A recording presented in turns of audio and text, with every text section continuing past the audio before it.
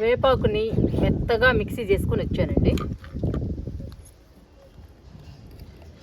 ఇలా మెత్తగా చేయాలండి వేపాకుని, అప్పుడు ఈజీగా కలిసిపోతుంది వాటర్లో.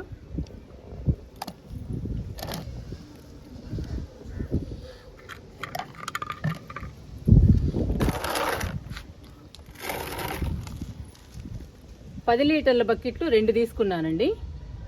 ఒక్కొక్క దానిలో 9 లీటర్లు వాటర్ తీసుకున్నాను. ఈ బకెట్లలో వేపాకు లిక్విడ్ని డైల్యూట్ చేసుకుందాము. వేస్తున్నానండి లిక్విడ్ని వాటర్లో. ఇందులో సగం వేస్తున్నా, ఇందులో సగం వేస్తున్నా.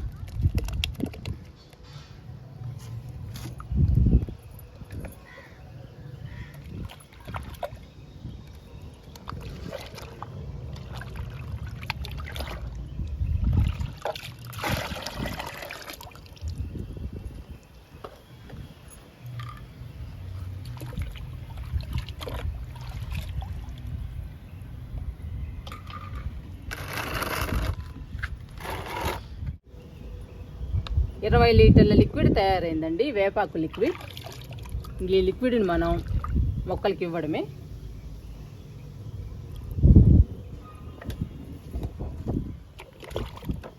వేపాకు పేస్ట్ని వాటర్ని బాగా కలుపుకుందాము.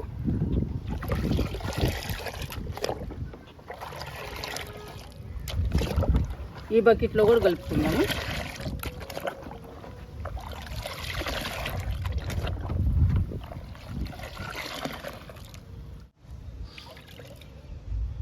వేపాకు లిక్విడ్ తయారైందండి. ఈ లిక్విడ్ని మొక్కలకి ఇస్తే వేళ్ళకు సంబంధించిన ఏ తెగుళ్ళు రాకుండా వేళ్ళని బలంగా స్ట్రాంగుగా ఉంచుతుందండి. వేళ్ళకు సంబంధించిన తెగుళ్ళంటే వేరు పురుగు, వేళ్ళకు వచ్చే తెగుళ్ళు, వేళ్ళు కుళ్ళిపోవడం, వేళ్ళు ఎండిపోవటం, వేళ్ళకి ఇన్ఫెక్షన్ రావడం, ఇవన్నీ రాకుండా ఉంటాయండి. ఇవన్నీ రాకుండా ఉండాలి అంటే వేపాకు లిక్విడ్ని మొక్కలకి ఇవ్వండి. ఆకులకు సంబంధించిన తెగుళ్ళు రాకుండా ఉండాలి అంటే మొక్కల పైన చల్లండి. ఆకులకు సంబంధించిన తెగుళ్ళు అంటే ఆకులు రంధ్రాలు పడటం, ఆకులు బూజు పట్టడం, ఆకులు పసుపచ్చగా మారడం, ఆకులు ఎండిపోవడం, ఆకులు ముడుచుకుపోవడం, ఆకులకు కూడా ఇన్ఫెక్షన్ రావడం, ఇలాంటివన్నీ రాకుండా ఉంటాయండి. అంతేకాదండి, ఆకులు పచ్చగా హెల్దీగా ఉంటాయి. అందుకని మనం వేళ్ళకు సంబంధించిన తెగుళ్ళు రాకుండా ఉండాలి అంటే మొక్కలకి ఇవ్వాలి. ఆకులకి సంబంధించిన తెగుళ్ళు రాకుండా ఉండాలి అంటే మొక్కల పైన చల్లాలి. ఇంకా మీ ఇష్టం అండి. ఈ లిక్విడ్ని మన ఇష్టం వచ్చినట్టు ఉపయోగించుకోవచ్చు మొక్కలకి. నేనైతే మొక్కలకి ఇస్తున్నానండి. మన మొక్కలు పచ్చగా ఆరోగ్యంగా ఉన్నాయి, ఆకులు హెల్దీగా ఉన్నాయి. అందుకని నేను మొక్కలకి వేరు తెగుళ్ళు రాకుండా ఉండడానికి ఈరోజు నేను వేపాకు లిక్విడ్ ఇస్తున్నాను. ఇంక ఇచ్చేద్దామండి లిక్విడ్ని.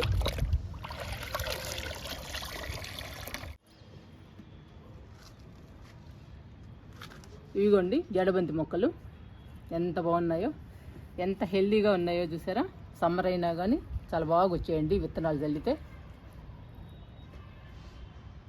ఎంత హెల్దీగా ఉన్నాయో చూస్తుంటే చాలా హ్యాపీ అనిపిస్తుందండి. ఇంత ఎండల్లో కూడా మన గార్డెన్లో మొక్కలు పచ్చగా ఇలా వస్తున్నాయంటే చాలా హ్యాపీ అనిపిస్తుంది. చెప్పాను కదండి, మట్టి ఇంపార్టెంట్. మట్టి బాగుంటే విత్తనాలు కానీ మొక్కలు కానీ చాలా బాగా వస్తాయండి. ఇప్పుడు ఈ జడబంతి మొక్కల్ని నాటుకుందాము.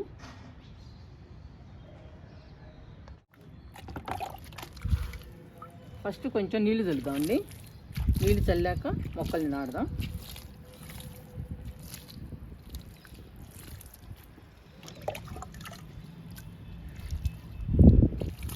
ఇలా నీళ్లు చల్లి మొక్కల్ని నాటితే బాగా నాటుకుంటాయండి. అందుకని నీళ్ళు చల్లాలి. ఇంకా ఒక్కొక్క మొక్కని నాటుకుందాము.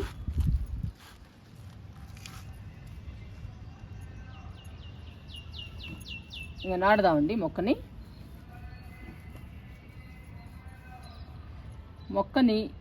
నాటేటప్పుడు కొంచెం లోతుగా నాటండి, లోతుగా పెట్టండి మొక్కని. అప్పుడు ఈజీగా బాగా నాటుకుంటుంది.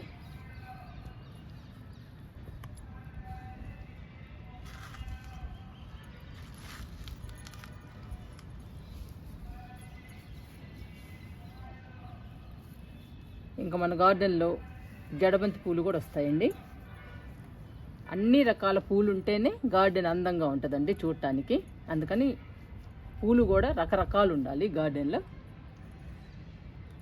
అప్పుడు మన గార్డెన్ చూడటానికి చాలా బాగుంటుందండి.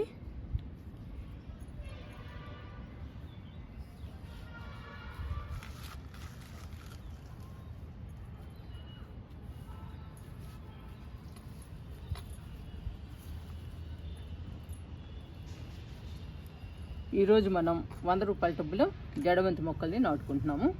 ఇవి బాగా పెరిగి జడబంతి పూలు పుయ్యాలి.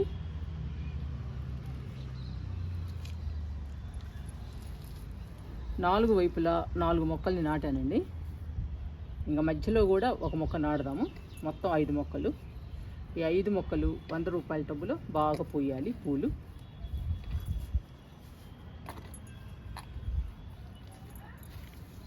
మనం నాటిన తర్వాత ఒక 10-15 రోజులు నీడలో పెట్టాలండి. నీడలో పెడితే మొక్కలు పచ్చగా హెల్దీగా వస్తాయి. ఆ తర్వాత కంపల్సరిగా ఎండలోనే పెట్టాలండి. ఎందుకంటే పూల మొక్కలు పూలు పూయాలి అంటే ఎండలో ఉండాలి. ఎండలో ఉంటేనే పూలు పూస్తాయి. మధ్యలో కూడా ఒక మొక్క నాటుదామండి.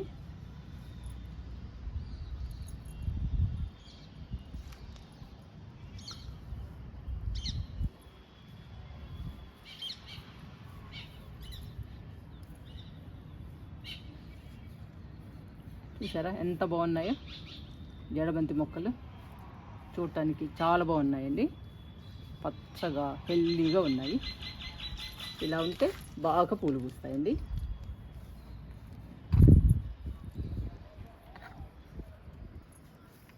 ఇలా నాటుకోవాలండి మనం మొక్కల్ని కానీ విత్తనాలు కానీ నాటుకోవాలంటే మట్టి ఇంపార్టెంట్.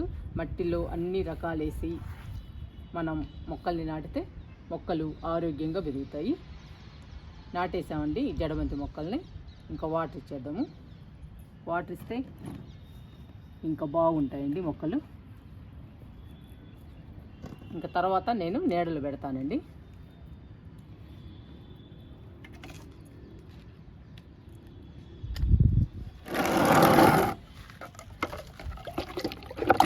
వాటర్ ఇస్తున్నానండి జడబంతి మొక్కలకి.